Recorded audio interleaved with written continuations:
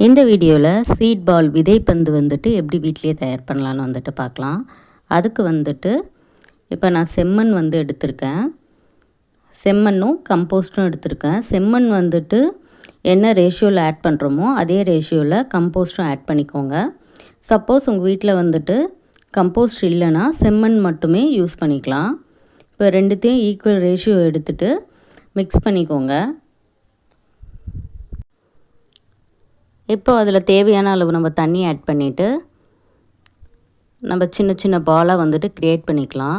இந்த சீட் பாலுக்கு வந்துட்டு நம்ம வீட்டில் இருக்கிற இப்போ எலுமிச்சை லெமன்லாம் வந்துட்டு நம்ம ஜூஸ் போடும்போது அந்த சீட்ஸ்லாம் எடுத்து வச்சுருக்கலாம். அப்புறம் நார்த்தங்காய் ஊறுக்காய்லாம் போடும்பொழுது நார்த்தங்காவுடைய விதைங்கள்லாம் வந்து நம்ம தனியாக எடுத்து வெயிலில் காய வச்சு நம்ம வச்சுருக்கலாம்.